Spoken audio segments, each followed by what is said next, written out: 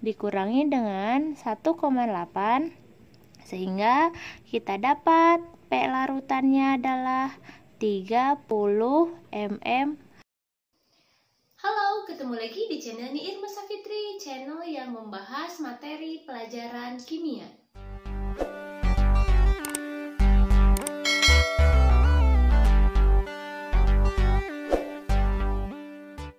Oke adik-adik, pada kesempatan kali ini kita akan masuk ke bagian yang keempat mengenai sifat koligatif larutan, yaitu tentang sifat koligatif larutan untuk larutan elektrolit. Simak video ini sampai selesai, tapi jangan lupa untuk subscribe channel kita dan nyalakan notifikasi loncengnya supaya kalian dapat update informasi tentang materi pembelajaran kimia yang lainnya. Oke, selamat menyaksikan. Oke, kita masuk ke bagian keempat dari sifat koligatif larutan. Sebagaimana kita tahu, kalau larutan itu dibagi menjadi dua, yaitu larutan elektrolit dan non-elektrolit. Nah, untuk larutan elektrolit pada konsentrasi yang sama, sifat koligatif yang sama, dia akan punya nilai yang lebih besar dibandingkan dengan sifat koligatif larutan non-elektrolit. Hal ini terjadi karena pada larutan elektrolit ada yang namanya reaksi ionisasi, seperti dirumuskan pada faktor Van Hoff berikut ini. Di mana untuk kedepannya, dalam setiap perhitungan sifat koligatif larutan elektrolit akan selalu dikalikan dengan faktor Van Hoff yang bunyinya I sama dengan 1 plus N-1 kalikan dengan alfa, di mana I sama dengan faktor Van Hoff, N sama dengan jumlah koefisien ion pada saat ionisasi, dan alfa adalah derajat ionisasi. Sehingga dalam setiap rumus untuk sifat koligatif larutan elektrolit harus dikalikan dengan I atau faktor Van Hoff. Oke, yang pertama adalah penurunan tekanan uap atau delta P dengan rumus delta P sama dengan NT kalikan I per NP tambah NT kalikan I kalikan dengan P0. Sebagaimana kita tahu, kalau penambahan zat terlarut akan menyebabkan tekanan uap suatu larutan tersebut turun. Seperti terlihat pada contoh soal berikut. Tekanan uap air murni pada suhu 30 derajat Celcius adalah 31,8 mmHg. Tekanan uap yang dibuat dengan melarutkan 1 mol Na2SO4 dalam 900 gram air adalah... Oke, kita identifikasi dulu. Dari soal kita punya P0 31,8 mmHg, mol terlarut 1 mol, massa air 900 gram, mR air 18, jumlah ion Na2SO4 yaitu 3, dan alfa kalau di soal tidak dituliskan maka dianggap alfanya sama dengan 1. Oke, rumusnya untuk penurunan tekanan uap larutan elektrolit adalah delta P sama dengan ini ya, XT kali P0, di mana XT-nya adalah NT kali I per NT kali I plus NP kalikan dengan P0. Kita masukkan saja angkanya. Kita punya mol terlarutnya itu ada 1 mol, I-nya itu ada, kalau alfanya nggak ada ya, alfanya nggak diketahui, maka I sama dengan N dengan jumlah ion yang kita dapat yaitu 3 ya. Berarti 1 kali 3 per 1 kali 3 ditambah dengan mol pelarutnya itu adalah 900 per 18, kita dapat 50 kalikan dengan 31,8, sehingga nanti kita dapat 3 per 53 kali 3 1,8, nilainya adalah 1,8 mmHg. Tapi ini belum selesai karena yang ditanyakan adalah P larutan, di mana rumusnya P larutan sama dengan P0 kurangi delta P. Kita punya nilai P0-nya adalah 31,8 dikurangi dengan 1,8 sehingga kita dapat P larutannya adalah 30 mmHg.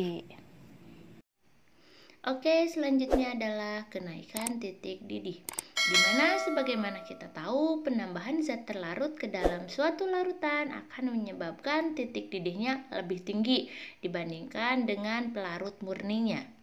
Seperti pada contoh soal berikut. Natrium hidroksida 1,6 gram dilarutkan ke dalam 500 gram air. Hitung titik didih larutan tersebut. Jika diketahui Kb air 0,52, ARNA 23, ARO 16, dan ARH sama dengan 1. Kita identifikasi dulu dari soal. Diketahui massa NaOH 1,6 gram, massa air 500 gram, Kb air 0,52, mRNaOH 40, dan jumlah ion nanti NaOH yaitu Na plus dan OH min itu sama dengan 2, dan alfa sama dengan 1.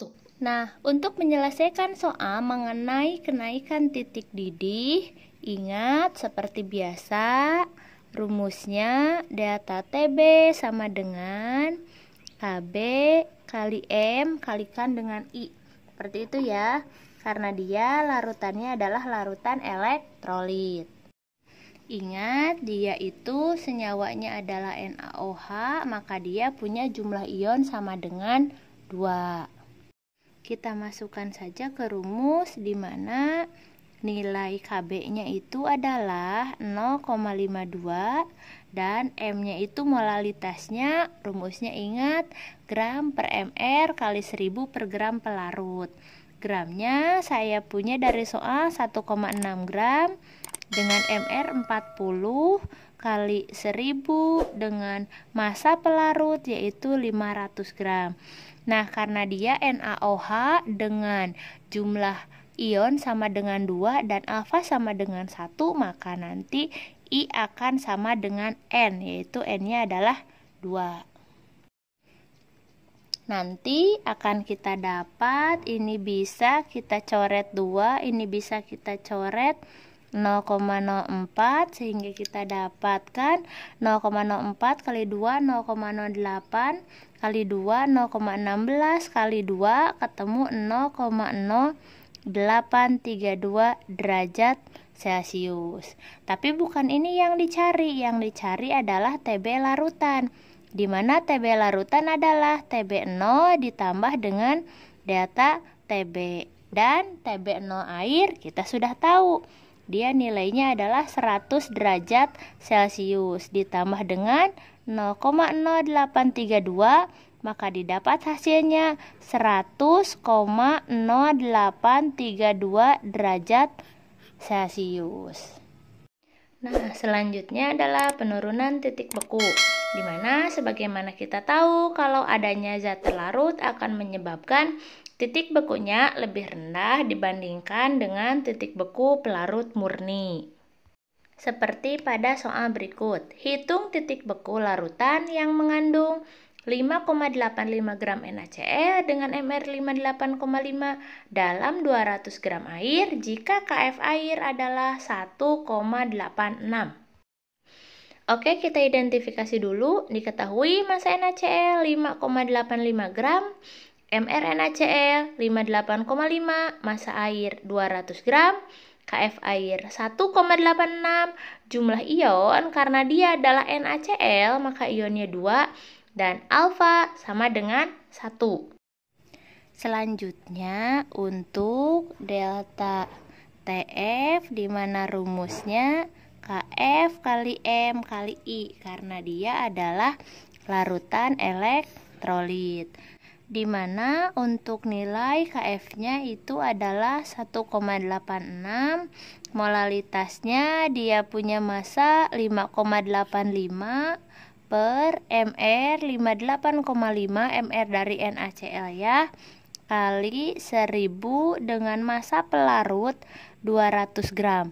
Ingat, karena dia adalah senyawanya NaCl dengan alfa sama dengan 1, maka I akan sama dengan N. NaCl itu dia 2 ion, maka di sini saya tuliskan 2. Maka jadinya ini jadi 5, ini dicoret ketemu 0,1. 0,1 kali 5, 0,5 kali 2 berarti 1 kali 1,86, ketemulah data TF-nya adalah 1,86 derajat Celcius. Tapi belum selesai, yang dicari adalah TFL, di mana TFL yaitu TF0 min delta TF. TF0 untuk air kita sudah tahu kalau nilainya adalah 0 derajat Celcius dikurangi 1,86. Maka hasilnya untuk soal ini adalah min 1,86 derajat Celcius. Dan yang terakhir yaitu tekanan osmotik atau osmosis. Hal ini berkaitan dengan perubahan osmosis itu sendiri, di mana osmosis merupakan perpindahan pelarut dari konsentrasi rendah ke konsentrasi tinggi melewati membran semipermeabel. Seperti pada contoh soal berikut. Hitung tekanan osmotik dari 100 ml larutan yang mengandung 11,1 gram CaCl2 dengan MR 111 pada suhu 27 derajat Celcius dan R 0,082. Di mana kita dapatkan volume larutan 100 ml, massa CaCl2 11,1 gram, MR CaCl2 111, suhunya 27 derajat Celcius jadi 300 Kelvin, R-nya 0,082, jumlah ionnya CaCl2 yaitu 3 dan alfa sama dengan 1. Untuk soal tentang tekanan osmosis, ingat rumusnya Pi sama dengan MRT kalikan dengan faktor Van Hoff, yaitu I seperti ini. M-nya itu adalah molaritas, R-nya itu adalah tetapan, T-nya suhu dalam Kelvin. Ingat, I-nya itu adalah faktor Van Hoff. Kita masukkan saja. Ternyata senyawanya adalah CaCl2. CaCl2 dengan 3 ion ya. Nanti seperti sudah diketahui di sebelumnya, kalau dia punya massa 11,1 dengan MR 111 kali 1000 dengan volume 100 ml, R-nya 0,082, T-nya 300 Kelvin, dan ionnya 3 karena dia punya alfa sama dengan 1. Maka nanti akan didapat ini 1/10, ini 10, ini habis, jadi ini ketemu 24,6. Maka hasilnya Pi sama dengan 24,6 kali 3 ketemu 73,8 ATM. Oke adik-adik, itu tadi materi tentang sifat koligatif larutan elektrolit. Ini merupakan bagian keempat dari rangkaian video sifat koligatif larutan. Untuk bagian 1 sampai dengan 3, linknya kita tuliskan di description box ya.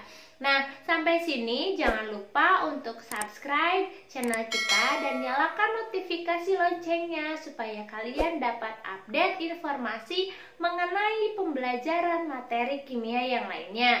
Terima kasih sudah menyaksikan video kita kali ini. Sampai jumpa di video selanjutnya.